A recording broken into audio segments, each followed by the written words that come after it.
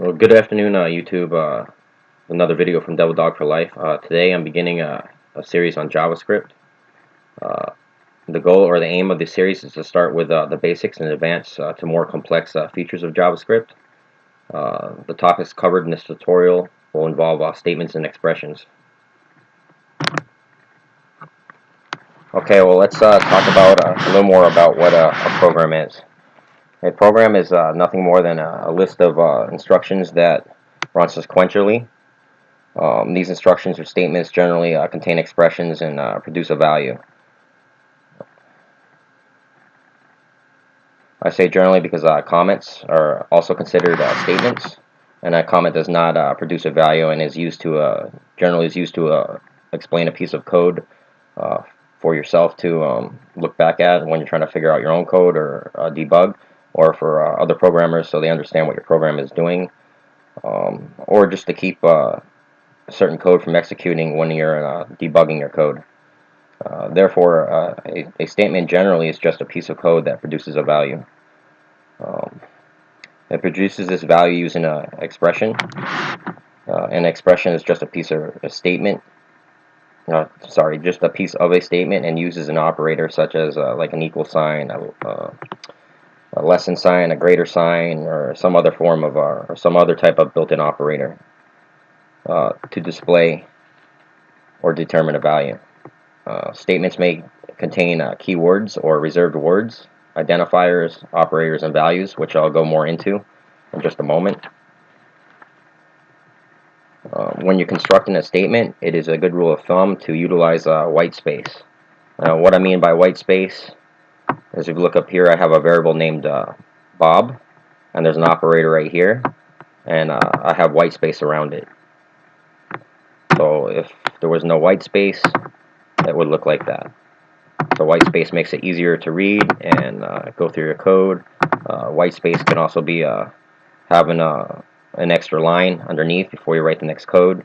For instance, if I took out this comment, not took it out, but if I move this comment up, I remove the white space. White space does not affect JavaScript like it does in other high-level languages. This language is loosely written. Let's see.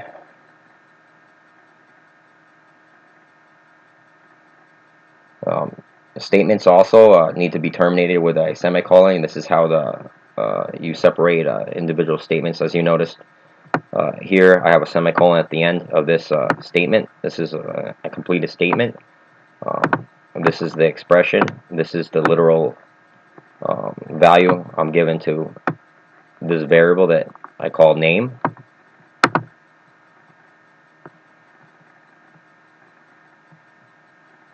Many times statements also start with reserved words or keywords, like var is a keyword. Another keyword, for instance, could be function, when you're starting to build a function, for a for loop, and various other keywords. There are also various types of statements. As you can see here, up here is what I have is a decoration statement. These are all decoration statements, which I'm going to go more into detail in. And then conditional statements, which I commented out right here. This if-else statement is a conditional statement. And compound statements, and as an example, I'm using a function to explain compound statements. Going back up to declaration statements. Right here again, as I said, var is a keyword, and name is a unique name or identifier, and Bob is the literal value. And this is an expression, and this whole thing makes up one statement.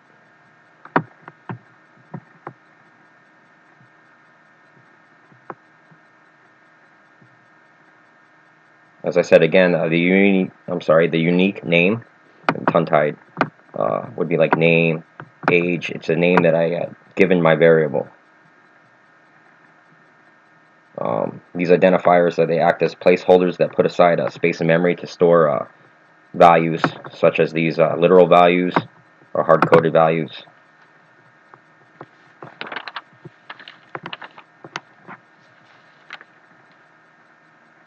And also, I want to point out that these unique names right here cannot be a keyword name. In other words, you can't say var and then name your variable var. You can't use keywords or reserved words for your variable names or your identifiers. They're also case sensitive. So, for example, I have, let's use this one right here. I want to print Bob to the screen. So, URL dot text content equals name. So what I'm going to do here is basically I want this variable name to print this value here and print it out to the screen here. Up here, I'll explain real quick. I'm grabbing this HTML paragraph tag. I'm grabbing it right here in JavaScript by storing it in another variable called paraElement1. I'm using a built-in method that gets the element by ID. The ID up here in HTML that I gave it is P1. You see the IDs right here. And then I'm using .text content to print to the screen. I could use .inner HTML, and it's a built-in method just to print whatever output I want to this paragraph or HTML paragraph element. So before I do that, let's make sure I don't have anything that conflicts with it. Everything else is commented out, so it should work. File, save, refresh, and I printed some crazy stuff. URL dot, oh, I don't know where that's coming from. I think it's coming from up here. Yeah, it's conflicting with my OBS Studio for stopping and starting videos. I took that out so that won't show. Save again. And my other problem was I wasn't referencing paragraph element 1, which is my variable name right here. I was just referencing parel. So you see, if you don't have the right name or you're missing something, it won't print. So file, save. Oh, I saved it. So refreshing the page, and you'll see it prints Bob. Now, what I mean by case sensitive, if I used an N, a capital N there for name, whereas it's lowercase right here, it's essentially this is another variable, and it's a global variable or whatnot because I didn't use the keyword var in it. It has nothing stored in it, so it won't do anything. Let's see if Bob goes away. I'll change it back to lowercase, save, refresh, and Bob is back. Another thing I want to mention, if your names have two words, you will need to use a Camel Case or an underscore, like so. I heavily recommend Camel Case as there are some other languages or whatnot or APIs that use underscores for stuff, and it can get confusing. However, whichever you prefer to use is fine. I just think that Camel Case is better. It's used a lot throughout JavaScript. It's even used a lot when you're using like CSS, which is cascading style sheets, when you're like using the style tag and writing it in CSS to get different widths, sizes, colors, whatever to print out. In JavaScript, when you're using those, you can't use it like so. Like if you notice up here, I have font family and then Arial. I have this dash here. That's how when there's two words that are built into CSS, that's how it does it. However, that doesn't work in JavaScript when you do it down in between your tags, so you have to use Camel Case. And what I mean by Camel Case is, for instance, if I wanted to grab, let's go back up here. I want to grab that paragraphs class or whatnot, and I want to change the font size to a different size. So just go up here in the script tag. I could say para.l.1 .style to use the CSS, and then dot font size. Now this is Camel Case right here. You notice because I can't use a dash, it won't work in JavaScript. So, but you need to specify it the same way as you would in CSS. So by Camel Case is you put the two words together and you capitalize the second word. And it's a good rule of thumb to use throughout your variables if they involve more than one word, or your functions as well. And so I'll set it equal to 10 picks. Make it real small. Close it. Save. Bob went away. Why did Bob go away? Parallel.style.font size equals 10 picks. Oh.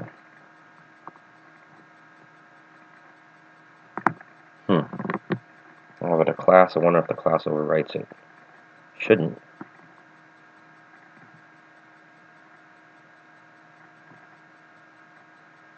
Oh, is it because... Oh, it's because before... I'm trying to reference it and change this paragraph tag before the... before this variable right here that grabs the paragraph element is even written or rendered. So I need to move this down, cut, Control V. Programs work, as I said, sequentially. And now, there's Bob. It's real small and 10 picks. So we'll say we didn't want to change the font size, we'll change something else. Just to show you, change the color and let it go back to its normal 40 picks. And we'll say color red. Save. Let me see if it works now. Bob is red. So let's take this out and get back to the tutorial. Okay, let's cover a little bit about the unique names, or the names of your variables. They can contain letters, digits, underscores, or dollar signs. And it can begin with a dollar sign, like I just said. Well, I said it contains it, but it can begin with a dollar sign, but I do not recommend it. It may have conflict with other code or third-party code of JavaScript. Like, for instance, a JavaScript library called jQuery. It uses a dollar sign for its main object or global object, and the library's entire API or application program interface is built inside this object. Within the Java or the jQuery library itself, they have things to guard against this. You can use in like a no conflict function or method, or by changing the object's name that's built in for you, allow you to do this to another name, so it doesn't conflict with other code that uses a dollar sign. However, I wouldn't use the dollar sign for any variables. It's just a headache. It's easier to make sure you don't use it. That way, when you use a jQuery library, you don't have a problem. Or if you use some other type of library that also uses or API that also uses the dollar sign, that's when I would probably use the stuff that guards against it, that's built into jQuery, and maybe change the jQuery name.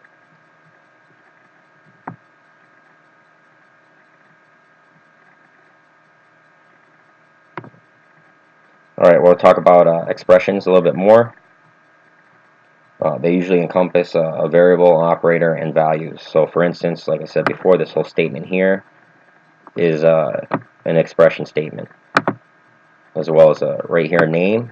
It becomes your declaration statement. If I didn't have a value and I just closed, terminated here, and I'm not going to take the rest of this out, but if I took that out, that would just be considered a declaration statement. It has no value. It's just a variable. It found some memory and space to store this for you to store values later, but it hasn't been initialized yet. So I'm going to hit this, and the equal sign is basically saying, it's not saying that name equals Bob. It's saying take this, this literal value here and store it in a variable that's called name in memory. So this is what makes it an expression.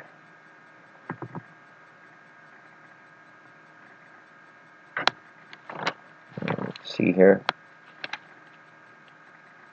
It's also the values, the variable's value. It can be a primitive data type. Those types usually involve strings, which right here Bob is a string. Could even be an empty string. We can take Bob out, and then when it prints a screen, it won't print nothing. It's just an empty string. It's like a container, so we can place stuff in later. But that's a string. Use double quotes for a string. Put Bob back.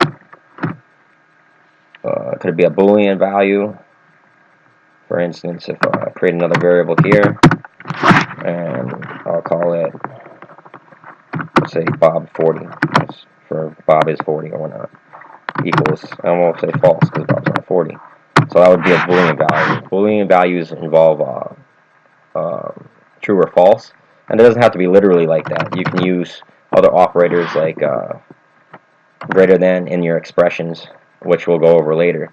But in your expressions, when I get down a little bit further, to either, depending on the condition, when we get to conditional statements, whether it's going to be a true or false. Get that out. Or you could do more complex structures with variables too, like objects or functions, arrays, and just know that arrays and functions and all that, they're all objects. Everything pretty much, just about in JavaScript, is an object of some form. But a typical object, so I'll take a variable and I'll say, I see done a lot, but I can name it, I'll just name it my weapons equals. So right here I have a variable called my weapons, and I'm making an expression, and I'm going to make it equal to this object, and I use curly braces for an object, close it. Now essentially this is an empty object, it has nothing in it. I can add more to my object, but I'll get more into this later on in the tutorial I'll do based on objects. But I can add it in two ways. I can do a literal object by adding the values in between here, or I can add to them by using my variable name and dot notation with a dot, and just adding whatever, dot, and see what kind of weapon I want, M16. And just saying it equals M16 for a hard copy value or whatnot. Now these values don't have to be hard copied. They can be very dynamic. They can be a value that's put in through an array that contains a lot of different objects. I'm sorry, not a lot of different objects, a lot of different values that are indexed. And then you can select them by the index number. But for right now, I'm trying to keep this basic.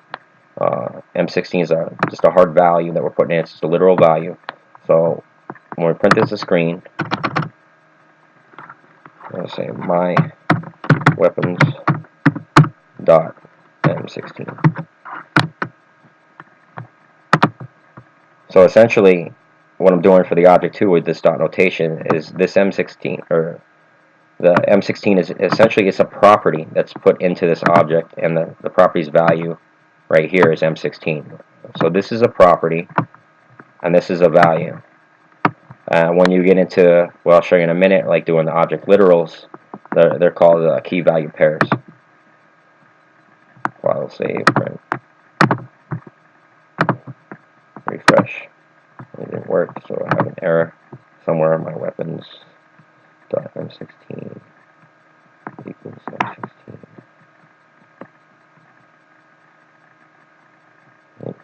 The object. Oh, I spelled weapons wrong right here. You could also debug, like in the console.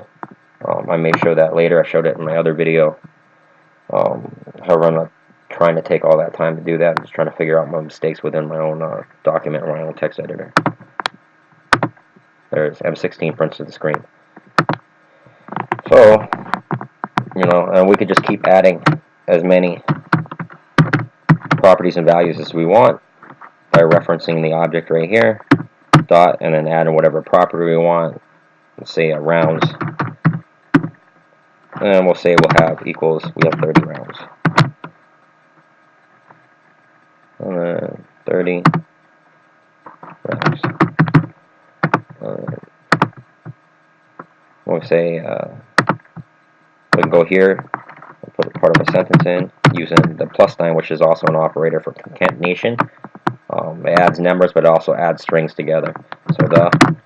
So basically, we're hard typing in the word "the" in a string, and then we're calling this object and this property of this object, which is stored in this variable, or the object's variable name is my weapons, which is an object, using this property to print M16. We're using concatenation again, plus. So the M16, add another string in there, space, so that way the sentence gives a space in between what it prints out, has plus, then we're calling the object again, weapons dot. Now we're calling the property rounds on it. That's 30, so that also has 30 plus, and we'll add another string. No, I don't need to do that. I forgot I have the rounds already up here in the variable itself, or the property itself, in the value that's stored in the property rounds. So I'll save. Oh, an error. So the plus my weapons M16 plus has plus weapons dot rounds. Oh, my weapons dot rounds. Save. And you see, if you have an error, it just won't run. And a lot of times, if the error is something like that, I'm not sure exactly on the console, it'll either return undefined, depending on, but that's usually if you try to create a variable that you never initialize with a value, or never gets initialized throughout the program, or you the variable doesn't exist, you get undefined. But a lot of times I'll be coding and I'll have no errors in my code, but it's simple mistakes, and nothing will just print to the screen. But you see, it's working. The M16 has 30 rounds. So another way to do that same thing, object literal, would be using key value pairs. Would be so we don't have to call my weapons on it every time, call the object and attach properties to it. Would be just to say M16 and I don't think it's semicolons, but the 2 dots to separate the key value pairs, and then the value, whatever the value is. So we had M16, and then a comma to separate your key value pairs. And the last one doesn't get a comma, or it'll run an error and the object won't work. If you put a semicolon in this, the object won't work. It's good to mention this now, I guess, even though it's more advanced, because when you start putting functions in here, which you generally in your code close with semicolons, if you close a function, a semicolon, in a object literal, it's gonna break that object. The object won't run until you fix it. So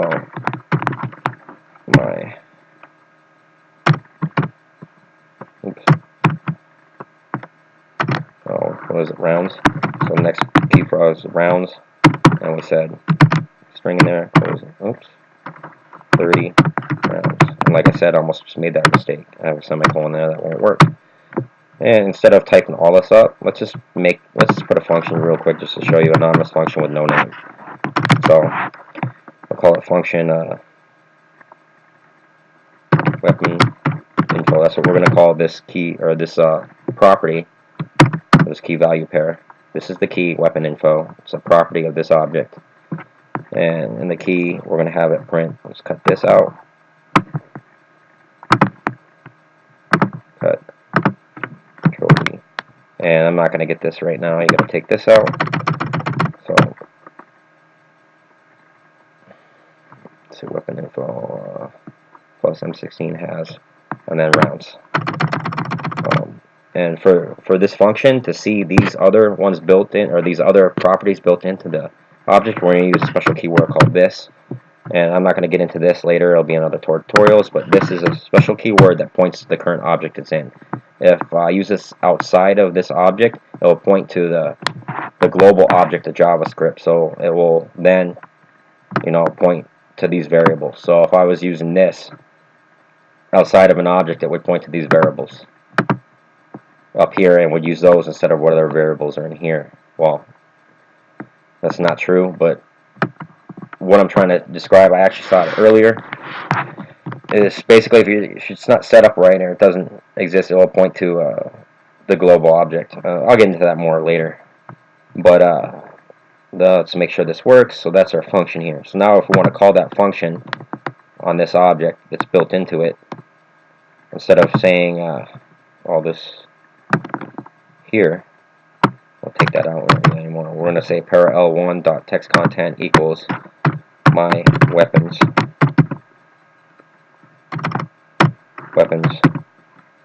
dot weapon info.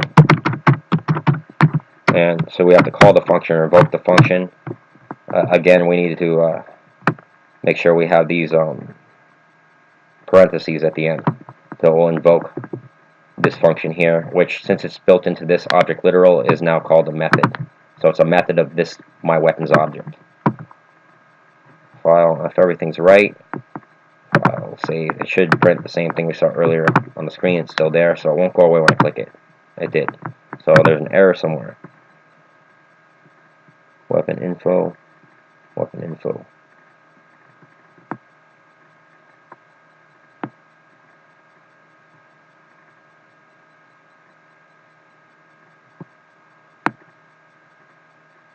And I'm not seeing the error.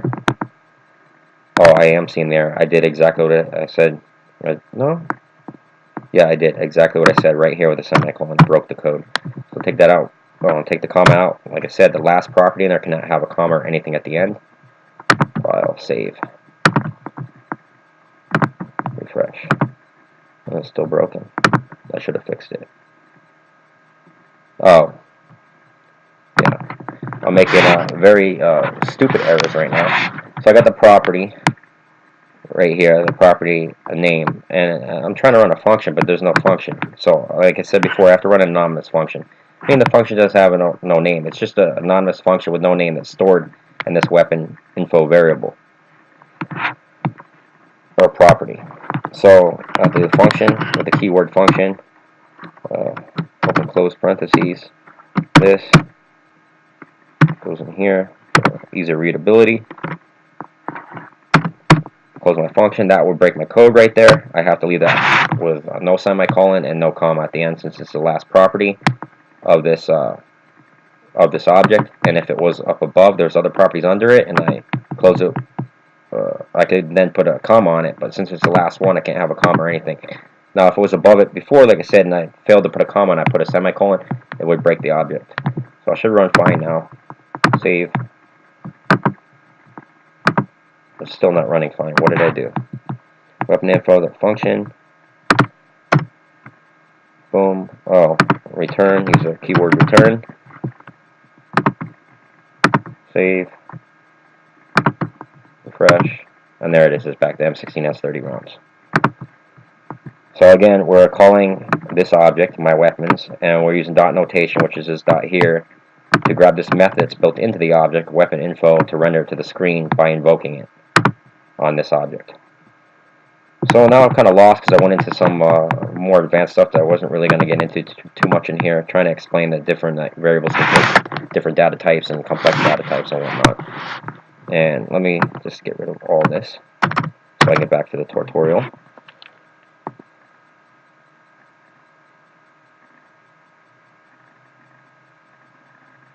Okay, well now I think I've done enough with declaration statements, and kind of explained the expression part of a statement. So I'm going to move on to down here where I have all this commented out, which is my conditional statements. And I'm going to take these lines out, so it's still there. And I don't know how these numbers keep getting here. I think it was from earlier somehow when my OBS studio was my buttons to stop and start recording are conflicting with it and writing those numbers into this page. It's kind of crazy. Alright, so here, oh, this will probably cause an error because it no longer exists. So we're calling this object that we deleted. Take it out. So here you see I have conditional statements, and conditional statements are pretty much what they sound like.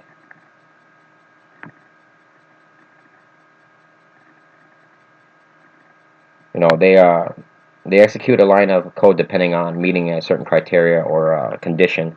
So, for instance, like you have built-in functions in JavaScript such as your if-else statements, you know, which are checking conditions. So those would be your conditional statements.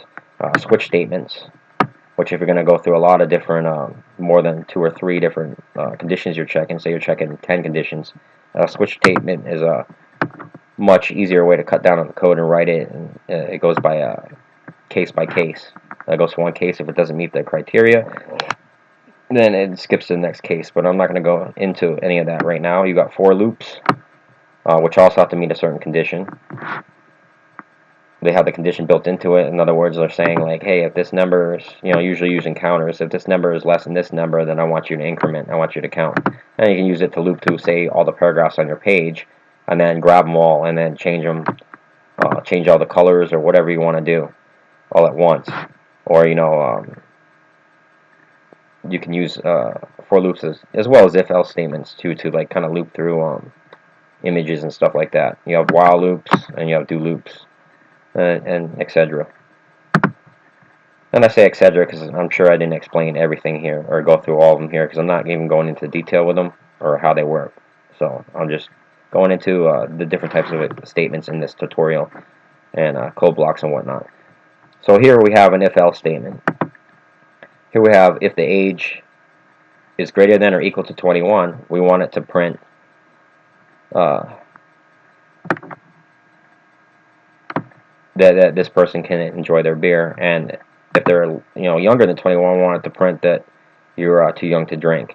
And essentially what I have going here, and you'll notice instead of the text content, I'm using inner HTML. The only reason I switched that, it's better practice to use text content when printing to the screen, as far as I understand. But the only reason I switched to inner HTML for this tutorial is because it allows me to use HTML,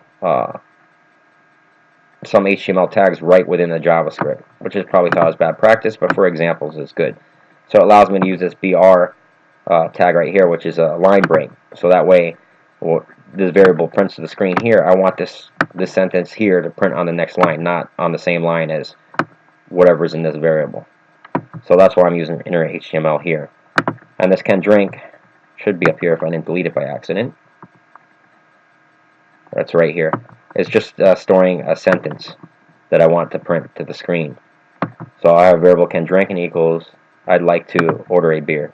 And another good reason why I wanted to put this in too is to show you, like, I have a single quote here, and it works and there's no conflicts. I don't have to use escape characters because I'm using double quotes on the outside. However, if I used single quotes here and single quotes here, it wouldn't know where the value ends or whatnot. It would throw errors. It might stop it. There's no telling what would happen. So I'll show you that in a minute. But there's escape characters for doing it too, and I really don't use them that much, but I should use them more. I believe it's a backslash and a backslash after, but it might be a forward slash. I'm not sure. I'll have to look it up later because I never use them, but I probably should. But the types of things I'm doing with code don't involve huge lines of text. I'm not building these programs, using databases and everything else right now. I don't work for a company doing programming, so I don't really need to use it for what I'm doing at this point. Alright, so basically I'm saying I want this sentence up here, this whole sentence up here, that's stored in this variable can drink, that I place in here to print the screen, and then I want to add this hard copy or literal sentence. I want to add that, or literal string. I want to add it to this when it prints the screen. And then either this one here is going to print, or this one here is going to print depending on the person's age. So I have a variable up here, since we're still in the global object that it's reading from, called age, and the age is 16. So since the age is less than 21, it's going to skip this line. It's not going to execute that line. It's going to go straight to the else statement down here, and it's going to run this code here, which is going to say, after it says, I'd like to order a beer, it's going to say you're too young to drink underneath it, instead of enjoy your beer. So that's the condition. This is in the if-else, this is the conditional statement that it's trying to meet. This is considered a conditional statement. Age is less than or equal to 21. That's a conditional statement. There's other, you can use other things for conditional statements as well. So let's just see how this works so far. So where's that other, I don't want any more mistakes. Did I take out the pair? Yeah, I did. So it should work. Paragraph 1, inner HTML. So if I took out the other one, so I'm not trying to print into the same paragraph as earlier, I believe I already did. File, save. I already saved it. Go up here, refresh. And it says, I'd like to order a beer. You're too young to drink. So as you can see, if I change this variable up here, the age, if I change it to 21, which is equal to this condition, so it meets, so I'll run the first line, save, run. I'd like to order a beer, and then enjoy your beer. So it works just fine. And the reason why I'm using the equal sign is because for this scenario, let's say you were 21 and you just had greater than, then it would still print this second line that you're too young to drink, which is not true, because 21 is not greater than 21. So we have to be equal to as well. And those are just operators, different type of operators that are built into JavaScript. And you have other operators, I can't think right now, but you have the or sign and sign. So we could say if the age is, well, that wouldn't make sense, but you could use the word. I just can't think of an example to throw it in right now. I want to keep this video somewhat short. Let's see. Well, we could just do something that doesn't make sense. So we could say if the age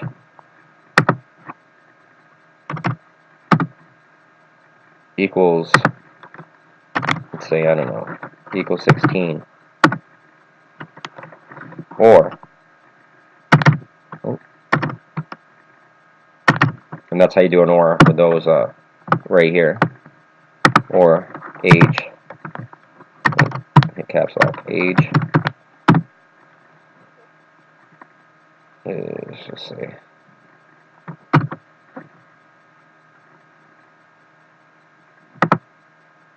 well, let's just do this, greater than 16, but less than 21. So now we're saying if the age is less than 16, or greater than 16, or, now let's use the and. The and operator is, I believe, I haven't used that in a while either. I believe the and is like that. And the age is less than 21. So the age is greater than 16 and less than 21. And we want it to print, you're too young to drink. So if I did the and right, save.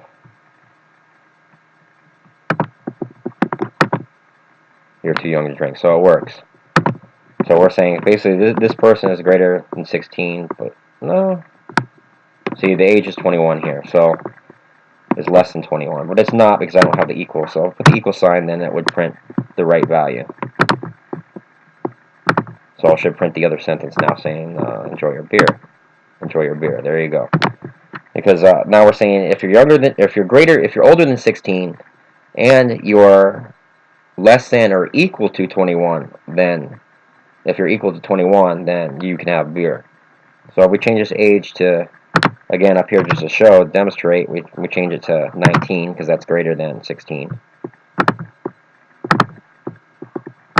Refresh, and it's going to say you're too young to drink. No, it did not. What just happened here? The age is greater than 16, and the age is less than or equal to 21. I put my operators on the wrong side of each other. So the and means it has to meet both these criteria, and for some reason it's not printing wrong. So I know I have I'm seeing something that's like stupid or it doesn't make sense. There's something I have. Maybe I'm using the and operator wrong. It's been a while since I did a conditional statements using and or. You know, the one's like the or. The reason I didn't use the or earlier is it's saying if this condition is not met, but this one is. So it's either or. One's met, then it's gonna print something. And right here, I want it to meet two conditions to print, not one or the other.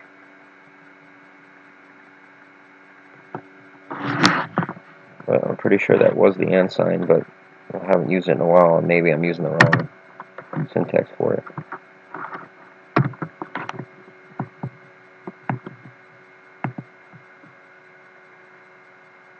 Oh, I see what I'm doing. See? These are the mistakes you make. See, I have less than. I have to flip this around. So the and was more than likely right. So I'm just making silly mistakes today.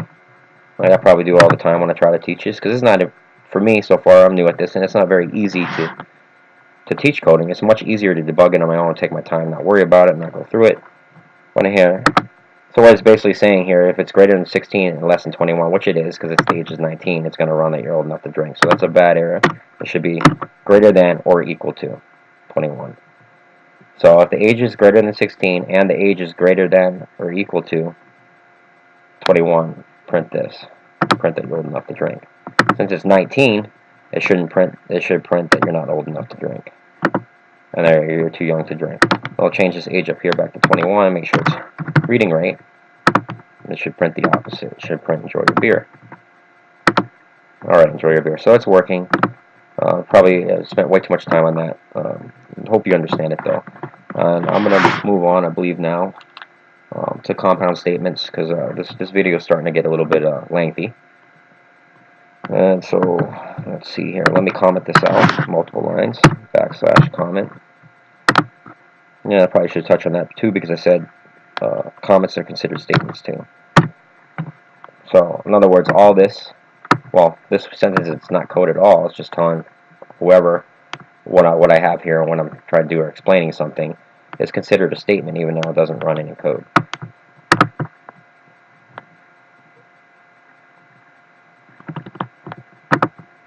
Okay, so that's all commented out. I'll move on to save. Move on to conditional statement. I'm sorry, compound statements. And compound statements are a block of code in between curly brackets, and they contain one or more statements to be executed, usually sequentially. I'm sorry, not usually, always sequentially. The compound statements, they can be in for loops or functions or various other structures. Here I'm using a function to show it, but I'll just write underneath real quick. I'm not going to actually create a for loop or go through the whole process, but I'm just going to demonstrate that why I say code block is anything in a structure that has these open and closes considered a code block.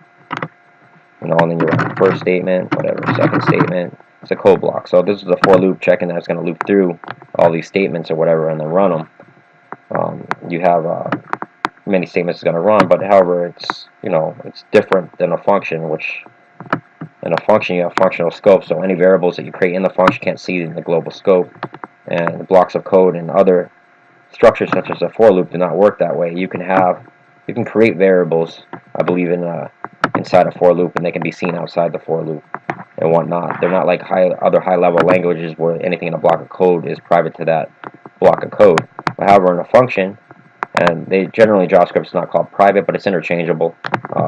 Depending on what program you're talking to, they're used to C++ or Java.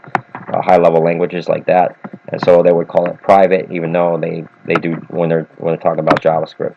But essentially, it is private. It's private to that function, but it's called local. What it's called a local variable, because it's local to that function. So in other words, it can't be seen in the global scope outside that function. Nothing can really mess with it. It has to be passed in from that function to other stuff, or that function has to be passed in, you know, into another function to be seen. So, you know, I'll get more into it when I go into a functional scope and whatnot later on in other tutorials. What else is called local? There's another word for private, local. There's also what's called lexical scoping. We'll get into that in later tutorials, probably down the road. So let's take out this for loop. Like I said, anything in these curly braces is considered a block. So for instance, if this was an if-else statement, we have an if statement here, and then we have multiple, you know, if, and then we have a condition, just type it out. We have some certain condition for it to meet in here, and say it meets a condition, and we have multiple statements in here, it's going to run those statements.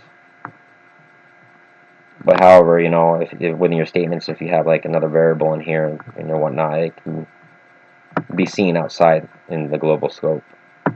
However, in a function, it can't be seen. So I'm also going to go over, since I was talking about expressions, because I think it's important, even though it's a little bit higher level, is function expressions. Just to touch bases on it. But, so I'm going to comment that out for now. So we have a function here, and all it does is doing a greeting. And we have a variable we store a name in it, which is my name. And then we have a hobby stored in it, and my hobby is JavaScript. And then I'm going to return. You always want to, not all the time, but most times you're going to return something within a function, whether it's an object that you put in a function or something else, you're going to return it so that it can print the screen.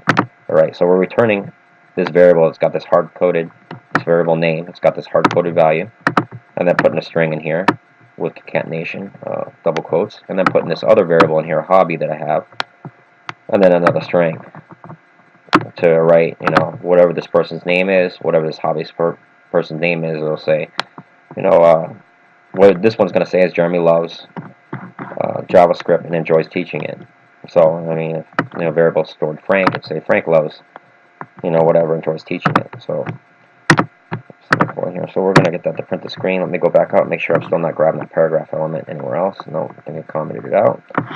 So right under, we're going to invoke and call this function parl1 dot text content equals greeting. So that greeting should print the screen. Save. Let's refresh it. Nope. And all day long in these videos I'm making mistakes. Function greeting. So something, because I'm jumping around, I must be making errors somewhere. Nope, not there. Still got the paragraph out. Oh, right here. Parallel. Parallel, and there's a dot there, shouldn't be there. Dot text content equals greeting, so that should run fine. Save. Jeremy loves JavaScript and enjoys teaching it. So I'll show you something else. Like this variable, like I said before, you can put in any variables, like we showed you before outside that function. You can put other, instead of like hard coding or literal values that we're putting in here, we could put something else in here. Like we could make this an array. An array is done with square brackets, and then it's separated by comma, and then you just place your strings in there, and then they're grabbed out to print the screen by index number. Arrays always start at 0. Most things in computers always start at 0. So if you have 3 elements in here, you still have to start at 0, and the last element would be at 2 instead of 3. So that's a lot of times when you're using for loops and stuff like that. When you're running through them, you have to -1 at the end because there's 4 elements in there, but yet, the index number only goes up to 3. So we got Jeremy, and then we'll put another one, and we'll call it Tom. And so if we change down here at name, we're going to grab Tom instead of my first name. So we'll grab it by index. So return name, and it's an array, so use the brackets again. And to grab that value, we have to put the index of 1 because Tom's at index of 1. And file, save, and if we refresh it, and now it says Tom loves JavaScript and enjoys teaching it. So that's the same thing. We could even put objects in here if we wanted to. So in hobby, for instance, in the hobby one, we could put an equals an object. And then we'll just add anything outside the object, and we'll just say hobby is an empty object right now. Hobby dot, let's see, programming. We could have that equal another object if we wanted to access it. Or, no, it's just so you can see how things are all with dot notation programming. And then what it's going to equal is another empty object. So you see, you can just kind of like put as many objects as you want.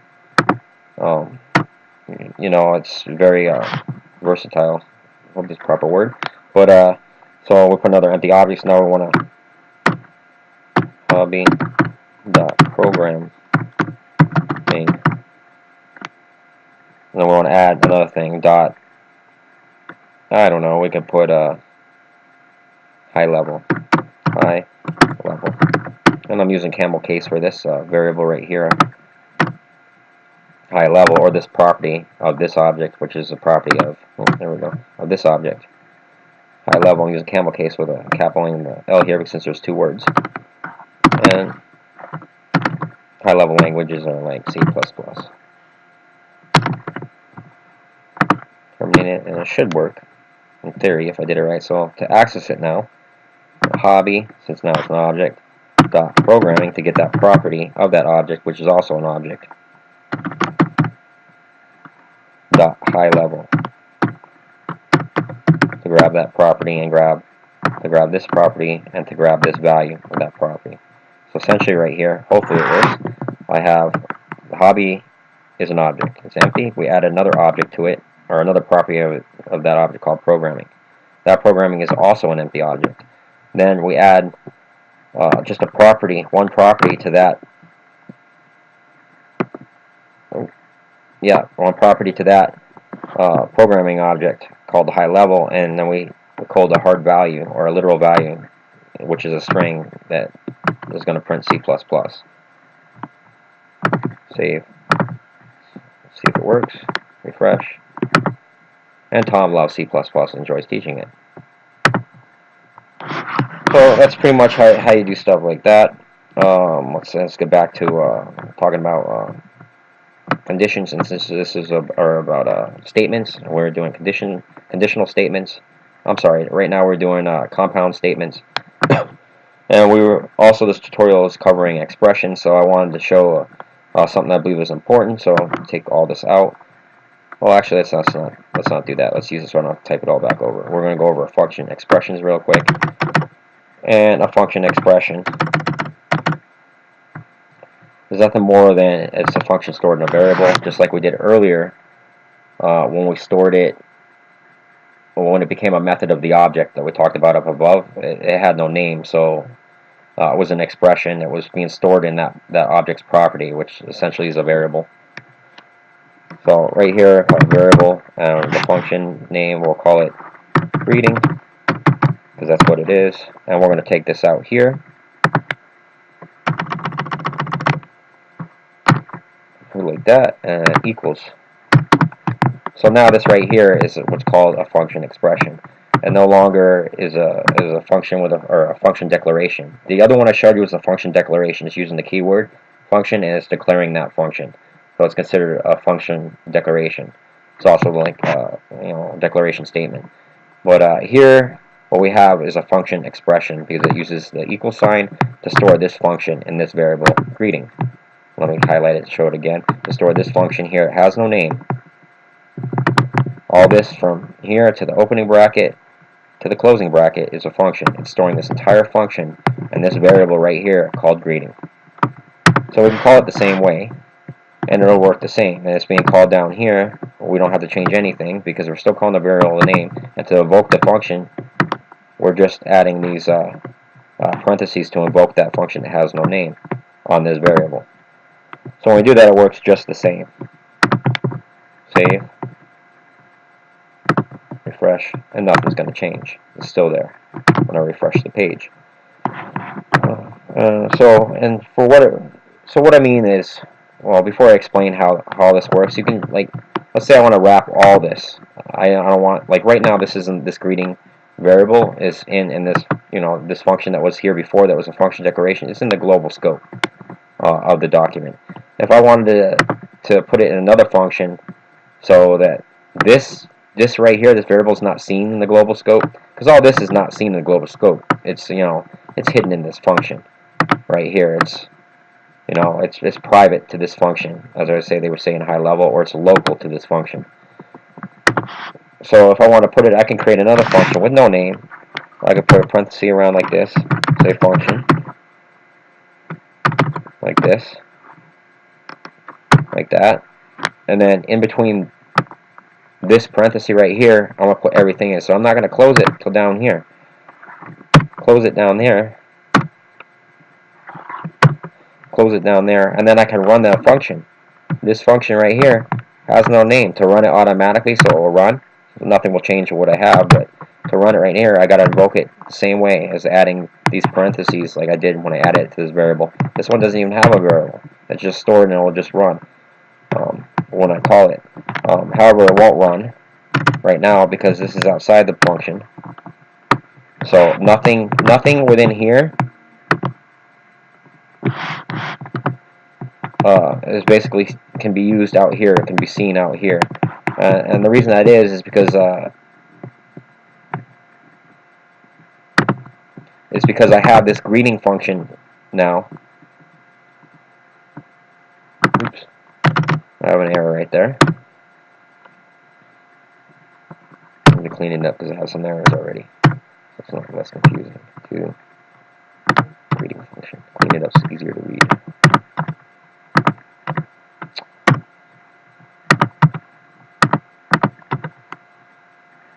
Close it. So I'll open, close it here, and then run it. Greeting function. Okay. This greeting, or this variable called greeting that holds this anonymous function right here, holds all this, is within this no name function. So I can't call this greeting out here, this variable greeting, and call it as a function or invoke it as a function out here, because it's hidden within this function in here, in the scope of this function. So I have to move this up to print. Well, we'll just see how it works first to show you that it doesn't print the screen, and then we'll move it. We'll move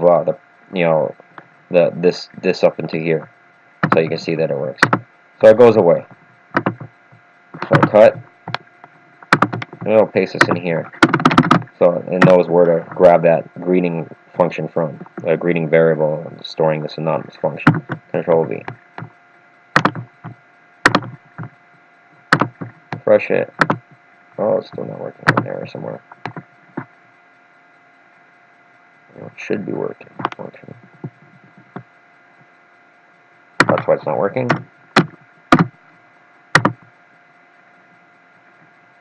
Got my open, close. Everything else should still be correct. Oh, did I close this function? And I did not close this function. Somehow that got out of there. So that's another error. So it's multiple errors. Should work now.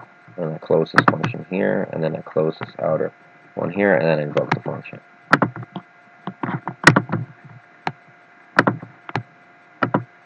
Oh no, still not working. Oh, yeah, another error. There we go. Save. Oh, found all these errors and still not working. It generally works. I just learned how to kind of do this stuff before. Wrap everything in your page in something like this, and it usually works, but I always got an error that I don't feel like debugging right now.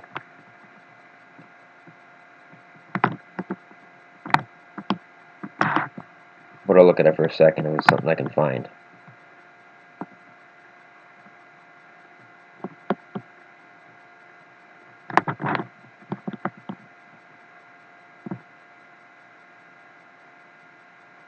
Oh, it should be working.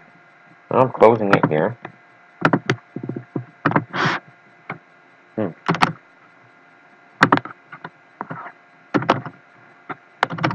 That shouldn't be it, because you can either do it this way or the other way I had it before. So I'm not sure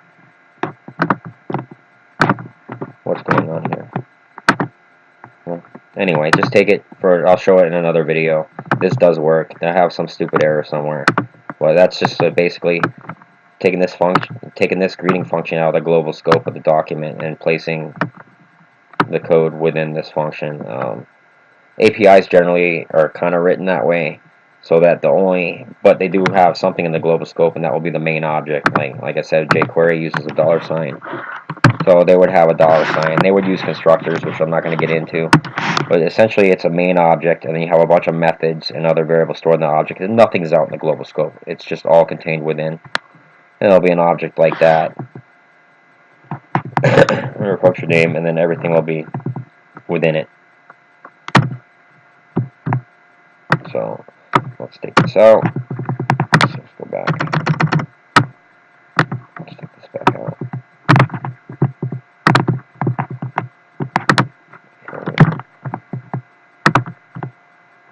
Okay. When that is back.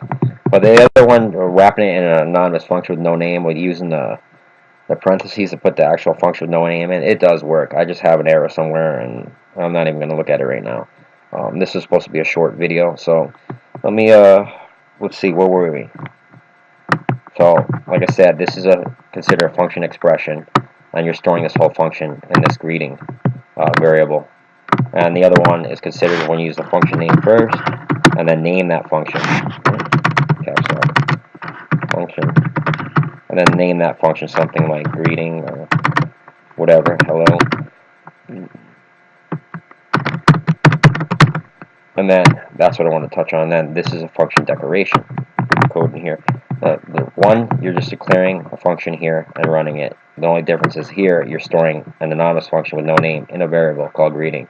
And the difference is when it comes to hoisting, which I'll explain later in when I talk about functions, is this would not be hoisted, which is bad. So I prefer doing this. But if you're only doing one thing and it doesn't need to be hoisted, or you're not like, you know, and I'll explain it real quick right now. Basically, hoisted means like I have this function hello. It's not been, and say I call this hello function here, and I'm not going to make one right now because this tutorial needs to end. hello. I'm calling this function before it's even rendered. And generally that would throw an error. You would think that would throw an error. It wouldn't work. But no, because the function is hoisted. So essentially, when you ever put a function, it's hoisted to the top of your JavaScript document. So it is sort of, it knows where to find it to run it or when you invoke this function above. If I did that with the greeting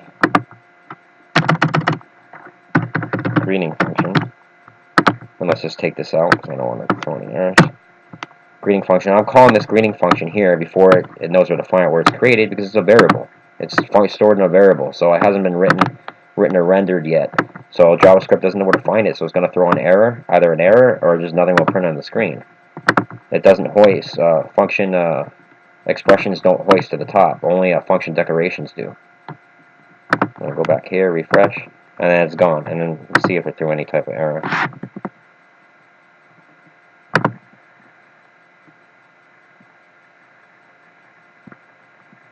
As the console type greeting is not a function. So I'm saying it's not a function because it doesn't know where to find it. It hasn't been written yet. So I'm saying you're trying to write this function, but there is no function greeting. Greeting's a variable. That's what it's saying. You know, something along those lines. So we remove it back. Oh, and it's doing that too. Let me move this whole thing up there. Right, that's to show where the whole thing where it prints and everything. Cut. Well, let's go back and it'll do the same thing. File. Save. So essentially, we're trying to call this, and it's getting the other thing. Greeting is not a function. We're trying to call this function before it's created. So because it's being created and stored in this variable, but this variable doesn't exist at this point right here.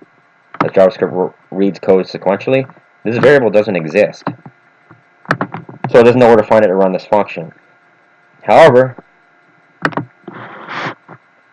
we make it a function decoration instead, which it's not stored in a variable. Function decoration, and we call it greeting again. And now it's a function save as, a function decoration. If we call it up here, it runs because it's hoisted. So essentially, even though it shows up here in code, it's hoisted to the top above, and so it knows where to find it and to render it. And it's already saved. So I'm gonna go back and refresh, and it works. Tom loves C++ and enjoys teaching it because functional decorations are always hoisted, and when you're creating large programs, the game stuff, and you're passing a lot of different functions as arguments or parameters and other functions, it becomes very important. But I'll get into that way later on. If you like this tutorial, this is my first JavaScript tutorial, one of which is going to be many in the series. Please click the subscribe button below. Thanks for watching.